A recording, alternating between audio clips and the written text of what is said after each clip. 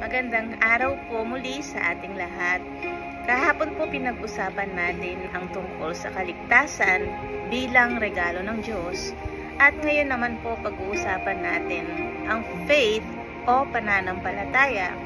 Ito po ang tugon sa gift na binigay sa atin ng Panginoon.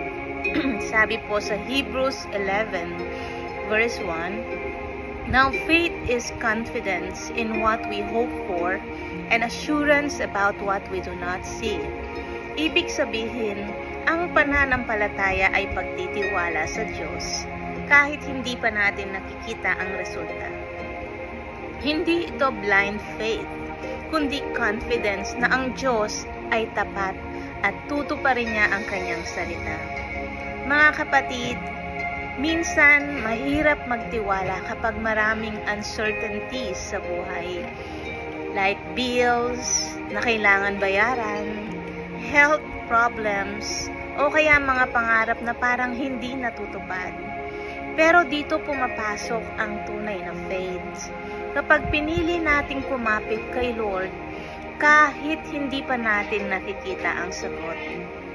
Halimbawa po, isipin mo ang isang magsasaka, hindi niya alam kung uulan ba bukas, or mamaya, o kung magiging maganda ang ani. Pero nagtatanim pa rin siya. Kasi may pananampalataya siyang tutubo ang binhi. Ganon din po tayo sa ating pag-walk with God. Nagtatanim tayo ng tiwala, ng pananampalataya, at alam nating may magandang harvest dahil tapat ang ating Panginoon. Sabi sa Ephesians chapter 2 verses 8 to 9, "Sapagkat dahil sa kagandahang loob ng Diyos, kayo ay naligtas sa pamamagitan ng pananampalataya. At ito'y kaloob ng Diyos at hindi mula sa inyong sarili, hindi ito bunga ng inyong mga gawa, kaya't walang maipagmamalaki ang sinuman." Kaya ang pananampalataya ay hindi lang para sa kaligtasan, ito rin ang daan para makalakad tayo araw-araw na may lakas at pag-asa.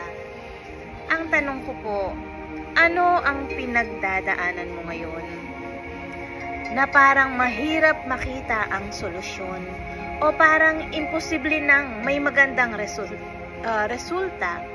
Maaari itong sa trabaho mo, sa pamilya mo, sa relationship mo, health, finances, or even yung mga different personal struggles. God is reminding you now, magtiwala ka. Sa akin, sabi ng ating Panginoon, hindi mo man alam ang bukas, ako ay may hawak nito. Kahit maliit lang ang pananampalataya natin, gaya ng mustard seed, sabi nga ni Jesus, kapag kayang magpalapit sa bundok. Kaya wag mong i-minimize ang faith mo. Ang mahalaga, kung kanino ka nagtitiwala, kung kanino ka nakaangkla, at kapag si Jesus ang pinaghahawakan natin, siguradong hindi tayo mapapahiya. Kaya mga kapatid, huwag kang mawalan ng pag-asa. Kaya kung akala mo imposible lang magkaroon ng solusyon, know that nothing is impossible with God. Kung may unanswered prayers ka, huwag kang bibitaw. Just keep on waiting. God is never late. Sa kanyang timing may breakthrough. Ang faith ay parang pagtawid sa tulay na hindi mo pa nakikita ang dulo, pero dahil alam mong matibay ang tulay na iyon, tatawid ka. Ganyan din si Jesus. Siya ang matibay na tulay pagpunta sa pangako ng Diyos.